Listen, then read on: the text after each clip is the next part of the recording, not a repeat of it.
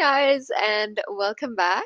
Hi guys, welcome back to Couch Critics, and Today we're we're gonna reviewing review Triangle of Sadness. Triangle of Sadness. I keep saying Triangle of Love, but it's Triangle of Sadness. It's actually the opposite. Yeah, it's the very opposite. And funny thing, in the first scene, they described it's a movie about model, but it starts with models, Mhm. and apparently the Triangle of Sadness is the triangle that you do with your forehead when you're frowning.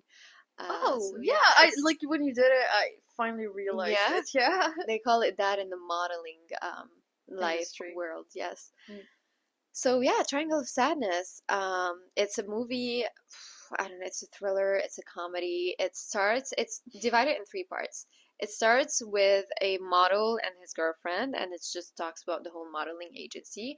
And then they go on a cruise and they meet a lot of rich people. They go on a cruise because they're models, so they get sponsored to go there for free. But everybody else there is very wealthy, and it shows. And then the third part is, spoiler alert, the ship actually catches fire or something, and so they end up stranded on a land.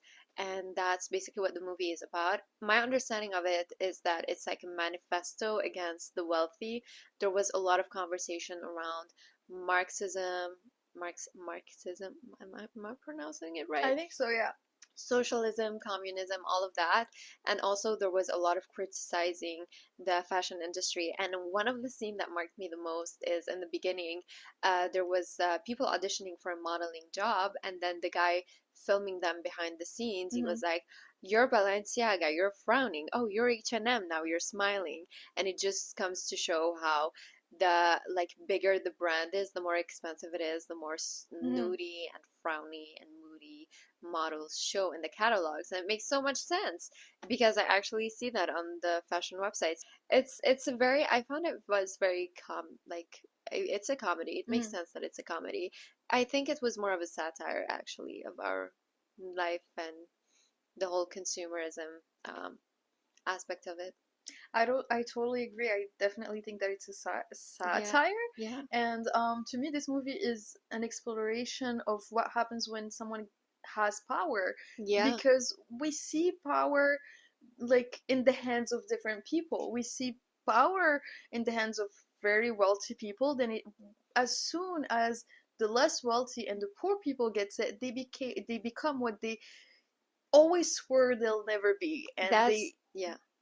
as soon as they get it, they want to abuse. They start abusing other people, and like it just pushes you to think, how how can you be sure that you're morally superior than someone else, and how will power corrupt you? That's genius. That's a genius, Mm-hmm. genius representation. And I think that this is the triangle of sadness because it's and we see like three different people in power, and I think all of them when they reach their power and even before, they're just very sad. And yeah, it's I loved her. Because in fact I didn't realize that, but we do see the power in the hands of different Yes. people Yeah. throughout the movie. And Yeah. also, I want to talk about the scene that you mentioned, the opening scene with Yeah. the H&M casting. When Yeah. it's not an H&M casting, it's a casting for like a commercial or like a clothing brand, and basically the casting director is just asking the models to frown. Whenever they want them to frown, they would ask them to pretend that they're auditioning for Balenciaga, and like whenever they would want them to act all happy and like joyful, he would ask them to think that they're wearing something from H&M. And it's just crazy to me that so many people, in order to validate themselves and in order to feel like they belong to something, they need to acquire certain items, and how Yeah. the marketing of those items like Balenciaga and H&M is manipulating people Yes. to think that if they buy something, they're gonna be a certain person. This Yeah. is how fragile our personalities are right now, and how our inane our ego is Yes. right now. And yeah, it puts like we all do that. Like sometimes you will buy something to feel closer that to the person that you'd like to be, and you don't even realize that. And Yeah. yeah, this movie like makes you think about those things. And it's all about, to me it's all about social inclusion. Like whenever you Yes. buy something, it's rarely about what you're buying. Like it's rarely because you saw a Balenciaga item on a fashion runway and you have to have it because you're passionate about fashion and you need it. And it's always about The belonging. idea. Yeah, Yeah. it's about the idea that the person that they're selling you. It's not about the item. I love that. And Yeah. this is coming from a professional, like someone who's working, studying in marketing. Yeah. So, yeah, we have the insights here. Um, I'm not a professional, but I'm definitely like yeah, passionate about marketing yeah, and yeah. Um I lost my train of thought. Sorry. it's okay. Can we talk about the influencers? Because at the beginning of the movie, Mhm. I didn't like Yaya, the girl, the Yeah. influencer, and Carl at all. But then throughout the movie, they started to seem like the most sane people in the whole movie. Mhm. I think that sometimes the more you forward you get in life, the more people lose their Integrity. identity. Yeah, Yeah. and integrity Integrity. mainly. Speaking of integrity, there was a very funny scene where there's this old couple who say that their business was selling hand grenades. And they were like, oh yeah, but then the UN came over and they ruined our business, but we made it through. And it's just, it's it's a satire. Mhm. The whole movie is a satire. And Satire. also the Russian guy who says that he sells Shit. shit. I just Yeah. sell shit. That was like one of the best Yeah. deliveries Yeah. of the movie. He was just so funny. And I wanted to know your opinion about influencers right now. We live in the golden age of influencers, and we're not influencers haters. Just a No. disclaimer. We definitely are aware, both of us, I think, Yeah. of how important they are right now. Yeah. And to me, they're much more, they're like the most useful marketing tool It out is. there. And we Because literally study that in our yeah. marketing class. Because it is the marketers who can reach the wider audience for the least amount of Hmm. money. And Yeah. you were explaining that to me the other day, and I find that fascinating. My opinion about influencers is a very controversial one because I really admire their job. I admire the income, like not just the outcome of it. Hmm. I mean, I admire the lifestyle and everything, but I think it can be a very dangerous mindset to have, like, to if someone's end goal is to just be an influencer. I think when someone wants to reach that career, it's important for them to know who they are first and to know what their values Hmm. are, because then if you don't have like those core values at the bottom of the career you're trying to build, you're just going to end up being a sellout for anything, and that could be very dangerous.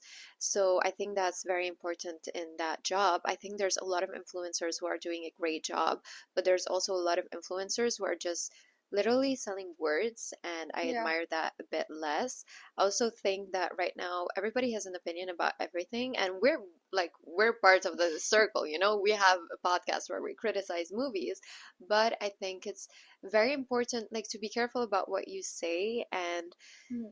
you know, so opinions change and people change, and that's perfectly fine, but their job is influencing people, and that's a very fragile thing because most of the time the people who have the time to watch TikToks and Hmm. Instagram reels and YouTube videos are kids. So you're framing the younger people's mind. And you know, I was influenced, you know, growing up I learned how to speak English through YouTube. If I'm Same. living, yeah, if I'm here in Montreal living in an apartment right now, it's because I used to see influencers moving out to Los Angeles and living their lives, and I admired that lifestyle. And I'm glad I was influenced that way because it's what Hmm. allowed me to go out seeking to be more of an independent person, because it's not something that I grew up with in Lebanon. In Lebanon, people stay with their family for a very long time, and you know, it's totally fine. That has more, like, another certain kind of pros and cons. But for me, I always aspire to be this independent Hmm. person who can make it on her own. So yeah, I think influencers have a very important job, and I don't agree. I feel like it's a very disrespected job, unfortunately. A lot of people don't take them seriously, but I think, again, if you're doing it right, it's an important career. Politicians are influencers, Yeah. you know? So yeah, I'm sorry, I went on a whole tangent out there, but No, what's your it's opinion about everything that influencers? she said is very interesting. I definitely influencers were a huge like influence to me Yeah, growing up, and I yeah, also had the same experience as you when I come from a non-speaking English Yeah. country, Yeah. and I learned English through YouTube videos. Yes. But the difference is that I felt like I was influenced, but like I didn't feel like those YouTubers back at the time were trying to influence me. It just those are were a bunch of kids who loved to share their life on social media, which is Yeah. very narcissistic. But I'm not gonna judge. Like it's what they like to do, and if we are being honest, we all do that on Yeah. a small or big scale. Whether if you just have Instagram without posting anything, you're stalking people, you're Yeah. watching people's lives, and whether you post yours or not, you're taking part of this whole process. Anyways, right now I feel like it has become a job, and people know how to make it work. They know the codes, they know the rules, but like it lost the like people are losing their integrity, Yeah. because I feel like the goal is not to share right now. It's not to build a community. It's not to speak about things that they like. Most I would say like 90% of the influencers that we see, they're just there for the fame, for the money, to scam people. And I feel like the the, the world is like realizing that, and there are more laws that are trying to regulate this issue, and influencers aren't happy about that. But I feel like since right now it's becoming a job that everyone aspires to have, and that makes like they make a lot of money out of that, and they make people lose a lot of money out of like because of that. Yeah. There should be more strict rules about this, and there should be more regulations. And as I said earlier, I'm not against it. I just think that since if we want to treat it as any other job, there should be very clear rules that protect customers, just like any other job. But I think it also depends on your circle. But I think that because it seems, and emphasis on seems, because I don't think it's a reality, but because it seems like it's an easy job and it's an overnight Mm. fame, a lot of people aspire to do that. And then we forget that there's so many other important career that we also need to be focusing on, and that, needs the labor as Mm. much as the influencers. But I feel like because everybody wants to go into that sector, there's gonna be less people in other sectors. And that's just, I don't know. I know it's not ever like we're never not gonna have doctors or engineers or Yeah. lawyers because everybody wants to be influencers. I know we're not going to have a shortage of that, but it's just an idea that in the extreme scene, it kind of scares me to end up in a world where everybody is an influencer and nobody knows how to do the things that actually matter.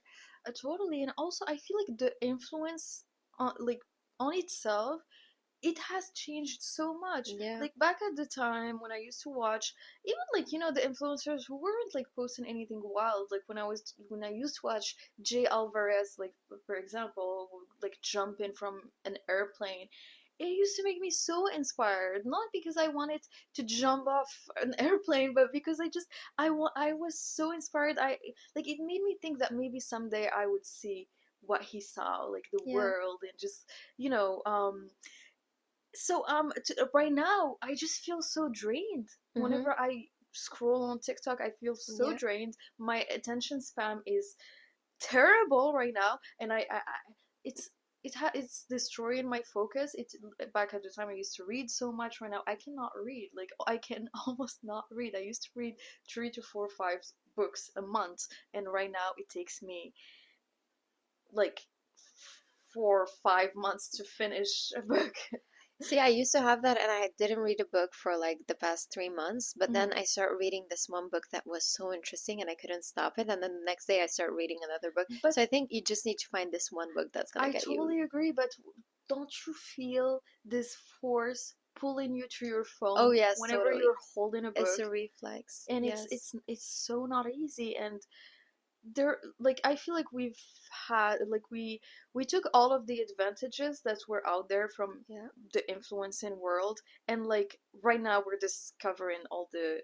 inconveniences, and the inconveniences are pretty harmful, and Hmm. therefore like as I said, we just need some more. We need lawyers Yeah. to do their jobs when it comes to that. I totally agree with that Yeah. because, we are like our time is the most precious thing Mm-hmm. that we have. And when people get addicted to their phone and everything, it's as if our time is no longer for us, and that's very Mm-hmm. dangerous. And what really helps me is putting my phone in another room when I need to do a task that Same. requires a lot of time, and that saves just because it's sometimes it's a reflex. Sometimes I check my phone and I find myself scrolling on Instagram for 15 minutes and I forgot like how I even took it. It's such a reflex that this is so bad, and I'm working on it right now, like Mm-hmm. trying to spend even less and less time on my phone. And But also, yeah. I think that this is why the depression rate at Oh, our yes, age is totally. so high. Because I have this theory of like, I think that we're not, as human beings, we're not supposed to be as exposed to other people's human life, to other Yeah. people's lives in general. And like, I think that back at the time when people used to not have phones, they didn't have access to see what everyone did in their weekends, or like what those, not even your friends, like what all of, like right now all I see is people at Coachella. Yeah. And that influenced me to buy like some picnic electronic tickets. Okay, but it's And fine. it's fine, it's good, but like, sometimes like when you're having a slow weekend and Yeah. you just see people living their best life at Coachella, you're just like, what am I, like, am I having fun? Like, am I losing my youth? And those are questions that don't need to happen, you know. Yeah, also what I wanted to go back to. I feel like influencing used to be more about storytelling. When people used to make vlogs back in the days, nobody knew that they were going to Yeah, have careers out of it. Nobody knew where YouTube was going. And it was genuine like interest into sharing what you're doing. And I love that. But now because people know the outcome pros. of it, people want to do it not because they have a story to tell, but because they want to like they have money to make in their head. And I feel like this is where it can get very dangerous. So there's a fine line. If you want to be an influencer, and that's totally my personal opinion and nobody has to follow me on that, but I Mm. feel like it's so important to know who you are as a person and to have something to tell, like to have a message, to have something meaningful to share with the world, like to have a value, to give to the audience, because your audience are giving you their time, even if they're not buying what you're sponsored to sell or whatever, they're giving you their attention, and that's so much more important than anything else. Mm. So yeah. And to just like add one last thing, like I think that influencers are right now the most used platform out there to Hmm. send a message. And I feel like if you're a platform, like you just have to see yourself as a TV or a radio Yeah. station or anything, and you just don't want to put out there something that doesn't have value, Hmm. because it's your brand that you're Yeah. damaging. And yeah, this was our marketing Sector on class. influencers. Yes. Back to the And movie. back to the movie. Yeah, it was a very intense movie. Mhm. I loved Woody Harrelson in the movie. He disappeared at some point. I don't even know where he went. He's the captain of the ship. I think he died. Did he? Oh no, I didn't want to believe that. Okay, to be fair, I skipped a lot through that movie. There was like 10 minutes of people just moving around in the ship and throwing up, and that made me seasick even though I wasn't at You know, sea. it was named, like, it was, I think, nominated as the most disgusting movie of the year. I totally agree with it. It was a very And there disgusting were, like, movie. bags at some movie theaters that, in, like, I don't know, somewhere in the world for people, because, like, people were throwing up. And I love that marketing. Like, this is what made me go watch it, because I'm like, I want to have this challenge. I want to know if I can throw up or not. I didn't. I wouldn't have made it if it wasn't on my laptop and if I wasn't able to like hide my hand and close my ears through certain scenes. Mhm. I would have been one of those people who needed it back in the movie theater. It was terrible. But like all the chaos that happened in that scene, where like, they had like all of those throwing up, all of this vomit around and everything. Yeah, It was so funny to me. Like, it's it hilarious. was genius. To me, like, it just goes to show that, like, at the end of the day, everyone's the same. And Yeah, when you strip people from all of those superficial stuff that they have, all is left is ugliness. Because yeah, those people, because this is not a value that you can, like, add to your personality. It's just yeah, something that's superficial. And yeah, you cannot buy yourself yeah. You a can pay all the personality. money in the world to Mhm. have the fanciest outfits and to look the Yeah. snootiest and to have all the diamonds you want. At some point, just like it's not gonna buy you health or class or whatever. And yeah, that's also the the scene that I loved when they get to the island and when the worker becomes the one in control because she knows how to hunt. Hmm. That was a genius shift. And also, I really like the one, the like not ship captain, but the crew, like the Manager. yeah, the crew manager. How she was still in her state of mind of like trying to provide for the rich, Yeah. even though they were stranded on it like land Mhm. and nobody, like there was no escape for any of them, and she still was in this mindset. It's like her identity was about like shifting around how all these other people perceived her and Yeah. like what her job was. But then at some point, the other crew member asked her, she's like, "Who am I?" And they tell her, "Well, you're the cleaning lady." And she's like, "On the ship, I'm the cleaning lady. Here, I'm the captain." Hmm. And I just love that shift. But even then, this person had a like downfall, in my Hmm. opinion, as a character. It was such a messy movie. And also, like, it also goes to show how far people are willing to sell their soul to get power, and like Yeah. the way that we can see that is, the lead guy. Yeah. What's his name? Do you remember? Carl. Carl. When they were on the island, he started selling his body Yeah. to get food, Yeah. and he had no problem doing that. Do you think he had a choice? I think you always have a choice. Okay. So, He could have gone hunting, but yeah, I yeah. think if he said no, he wouldn't have this food provided Mhm. by this person. But yeah. And yeah, going back to the fashion industry, I don't get it how pretentious it is. Everyone's so serious in the fashion industry. It's like they think they're saving lives, but they're not. And like most of those people don't dress up well. I'm sorry, I have to get this out of the way. It's bad, and it's like by the time this comes up, Black Swan would already be Yeah. out. It's like the ballet industry. I don't get the hype. I don't get why those people are so into themselves, are so stuck up. And have you ever are you aware of this YouTuber? She's called Marie Sans Filtre. Ah, I've heard of it. I think you shared some things about, It's yeah. a French YouTuber. She Yeah. went to the Chanel fashion show. She Okay. she wasn't invited. She just found a way to get in, and Okay. she went to the runway and just like started walking with the models. And then Gigi Hadid, she came to her and started. That was her? It was her. She That started screaming at her, and like the whole point of making that video was to show that it's not that serious. Like you guys need to chill. And I love Marie. She's the coolest. She's coming to Montreal soon. We have to go see okay. her show. All right. Yeah. Um and so I don't get it. I don't get it. And Ooh. I followed for a while some fashion students from New York, Yeah. just on TikTok, just randomly, because I was very curious about what they were doing, and I don't think they dress up that well. Okay, I have a counter argument for that because I used to think the same way, and I totally agree. I think that sometimes fashion can go too far, but there's this monologue in The Devil Wears Prada, where Meryl Streep's talk about the color blue and Mm. how it influenced all of it. But there's also this other monologue from the guy, I forgot his name, in the same movie, The Devil Wears Prada.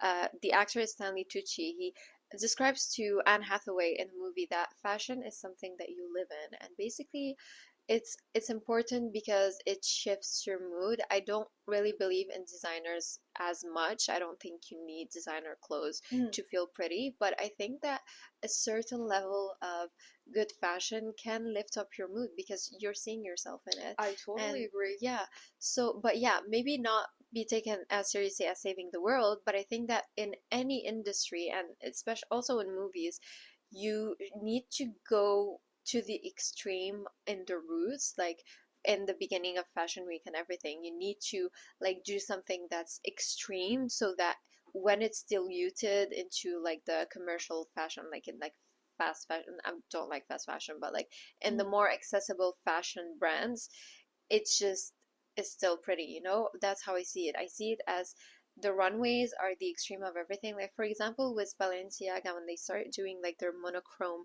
outfits, it started with Kim Kardashian in the Yeah. Met Gala when she wore black top to bottom and we didn't even see her face. But then this was translated in people wearing monochromatic outfits in their everyday life. And I think that's very important, be it in fashion or again in movies or anything else. You need to go very, very far at the beginning so that when you're developing the idea, when it starts losing some of its touches because of like technical problems or whatever, it still has like the same essence. So this is why I like fashion. This is why I think people take it seriously. And I think that they're always running on deadlines, which is why they're pretending that they're saving the world. And I think that's something that's common in the Mm. whole design world. So yeah, and I don't think it's just that way for fashion. I think it's also the same way for interior design. Everything related to design, I think they're always very extreme because it's also a lot about precision. Like imagine yourself wearing a Mm. pair of jeans that just 1 inch a bigger size. It's not gonna fit you well, and you're not gonna feel comfortable, and it's gonna have a whole different, No, I totally agree yeah. with you when I said that those people take themselves too seriously. It wasn't in the sense uh, of like they take their art so seriously, because like the counter argument here could be, well, you guys make podcasts about movie and you think Yes, you think that it's very serious and that it's it is important, serious. and it's serious, but at the same time we are very aware that movies are like, yes, they Movies can have a way of change the world, they but can. like we're not pretentious about it. And I do think that you have to treat it seriously and to take it seriously and to just like be very focused about what you're doing in order to make something great. But you also need to be aware that you're not changing lives, Yeah. and to just be humble. And Mhm. yeah, I think it lacks humility, that industry. And that Yeah. movie shows that. That movie Mhm. talked about it. That was very interesting. Yeah. I'm still having a hard time processing this movie. It was really it was something. It was long. It was 2 hours and a half long, no? It was 2 hours and a half. Yeah, it Yeah. was 2 hours and a half. It's a genius movie. Again, I loved Woody Harrelson. Just anything put Woody Harrelson, I'm gonna love him. I What love how was he has the same personality in all of his movies. Even though yeah. like The Edge of 17, he was this teacher who didn't care about He anything, was in but Hunger Games. he was in the Hunger Games and he Yeah. almost had the same personality. He was a drunk and he was a drunk in that movie. And it was always like trying to get him to leave his bottle and get out of his That's his room. casting type, the That's his drunk. casting type, the drunk. But yeah, I just love how effortless he makes it look. And I know it's not effortless what he's doing, but he makes it seem very simple and easy and natural. And I admire that about him so much. And even if he's drunk, like he always plays a drunk person, he always seems to be the wisest. He's like, as if he knows too much, and because he knows too much, he's just done. He's like Mhm. over it. So this is what I like about him. But all of the actors were incredible, I think. The acting was so slow and Yes. natural, and like Yeah. I don't think there were like, for the lead Carl, I don't think he said that many No, words. not even. Yeah. And he's just like, he was so annoying at times, and like so wise at other times. Like I love, and the movie tackles different kind of issues, and I love the conversations. The first conversation between him and his girlfriend Yeah. about who should pay, Yeah. and they both gave such strong arguments. And yeah, also one of my favorite scenes in the whole movie, and I would watch that movie just for that scene, is when the captain and the guy who sells shit lock themselves In the in cabin the and start having cabin, this and debate. they take a microphone and start telling everyone on the ship that the ship is sinking. It's not, but they're just like having fun telling people Yeah. that the ship is sinking, and everyone's scared out of their minds. And I just think it's hilarious. It is. Yeah, it is hilarious. It's a hilarious movie. It's a very funny movie. Mm. If you have a strong stomach, definitely watch it. If you have a lighter stomach, maybe watch it like after you fast for a very long time. Just, but yeah. I Um, didn't think it was that disgusting, but maybe like we have different yeah, tolerance. I have zero tolerance to horror movies, to disgusting movies. I like my movies to be comfortable, which is maybe something like another problem, but It's yeah. not. I just do you like roller coasters? No, Okay. No, extreme sports, no. That's a debate I constantly have with, no, I can't. Roller coasters, I just can't. I don't like roller coasters, but Okay. this is like what I consider going on a Yes. roller coaster is. So to me, Watching this I'm movie is making going up. nap Yeah. with like watching horror movies and like watching a movie like Triangle of Sadness. It's like there is this challenge of how far are you willing to stay here, and like there is also this challenge of like, are you gonna get scared, or like are you gonna be disgusted to the point that of Yeah. throwing up? And I like that. Yeah. Maybe I'm a masochist right now I don't finding think that. so. No, No, it's I'm fine. not. I want to talk about the scene where the lady tells everybody to go and swim. The lady tells the staff to go and Mhm. swim. Oh yeah, yeah, Genius scene yeah. because, okay, so the conversation starts. The lady is like one of the very rich Russian ladies is having a conversation with a staff member, Mhm. and she's like, "What do you want to do right now?" And the girl says, "I don't know." And she's like, "You know what? You should live in the moment. You should take a swim." And like, there's this girl in her uniform forced to go into the pool because when she tells no to the like person, she gets so upset, and it just shows how out of touch this Russian lady was. And then she just commands all of the staff to just go for a swim, and we see everybody going down the swim. And I could only compare it to, like, when people go to jail, they have to pass the barrier, and like they pass the scan and they go in. And Mhm. I compared it to this because the lady thought that she was changing somebody's world, where in fact she was being the most antipathetic, disconnected person in the world. And I think this was such a funny, genius scene. So yeah, I just wanted to talk about that I scene. loved that scene. I thought it was so funny how she was forcing them to have fun, Yes. and they looked miserable having fun. None of them wanted to be in the water, but they still had to do it because their boss said they should. Yeah, And yeah, it just it just makes like it's a cautionary tale for it is sure. definitely. It makes you like you watch this and you're disgusted by these people who are in power, but then Yeah, there's this small part of you who question themselves. Like it makes you ask yourself if you would have acted the same if you had the power. I'm not talking like about in terms of money, but like if you were on an island and you were with all of these people who treated you like nothing, and then you had the chance to finally be the one to treat them this to like get some kind of revenge, would you take it? Like, yeah. I think and it's also, sorry yeah, to add to that, and then when you get your power, like let's admit, let's just say that okay, you became more powerful than the people who abused you in some way, and you did not abuse them as much as they abused you, but then like they like everything changes and you have to go back to being like the lower person on the yeah, chain. Would you go back, and like how far are you willing to go to not go back, so therefore to keep the power? And like you start to justify why you wouldn't go back, but then like it's not justifiable, and yeah, it's so messy, but it's just it's a cautionary tale. So yeah. I think it also comes to show that people who are in power are just like everybody else. I mean, mhm. we think that they know better, we think that they've done more, but in fact, they might just be as clueless as everybody Yeah, else. So, yeah, I don't know. It's just, yeah, it makes you but some question people a in lot. power are truly evil, so Yeah, we're some not of talking them, about those people. We're talking about like the people who are normal yeah, and who get some power and then like kind of lose it. and some of them are knowledgeable and they deserve it and they stay Mhm. humble. But Of yeah, course, there are always exceptions to the yeah. rule. So So yeah, very interesting movie. yeah, Triangle of Sadness. Triangle of Sadness. I think that sums it up. Mhm. If you guys have any opinions about the movie, leave them in the comments below. Don't forget to like and subscribe. And we'll see you guys next week. See you next Bye. week. Bye.